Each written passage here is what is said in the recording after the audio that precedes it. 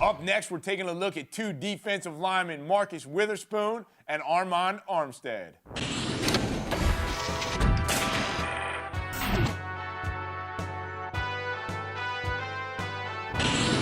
Armond Armstead, Pleasant Grove High School, Elks Grove, California, 6'4", 285-pound defensive lineman.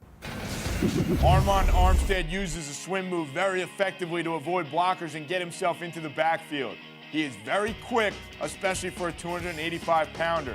He has both the power to bull rush you or the quickness to avoid the blockers completely. He does a great job of shedding blocks and still being able to track down running backs.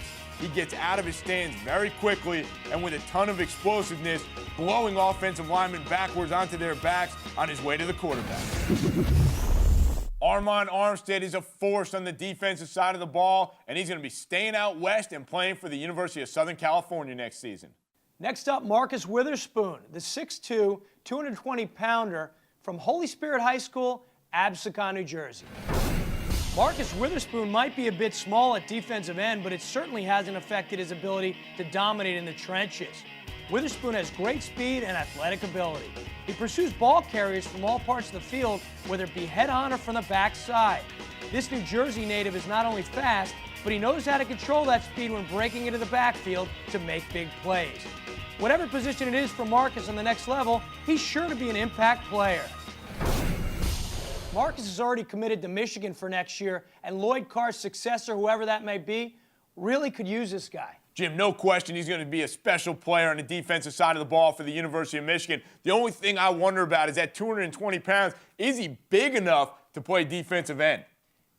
You know what? That's a good question, but they will definitely find a spot for this guy on the defensive side of the ball. He runs a 4.5 40. He's fast. And you can never teach speed like that, so I'm sure they're going to find some place for him to play next year. And what about your guy Armstead? He's fast, he's aggressive, but sometimes to a fault, he over-pursues in the backfield, oftentimes making him miss tackles. Jim, the one thing I'd always have, I'd rather have a guy that's going to be too aggressive as opposed to a player who's not going to be aggressive enough. The thing we haven't even touched about with Armstead is he happens to be an excellent offensive tackle as well, and there are still question marks as to where he's going to be playing next year when he gets to USC, whether it be on the defensive side of the ball or the offensive side of the ball.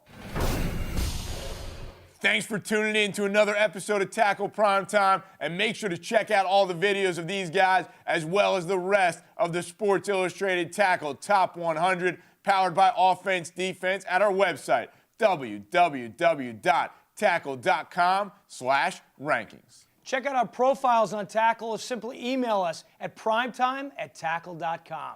Once again, from my brother Jim, I'm Gus Ornstein saying good night, everybody.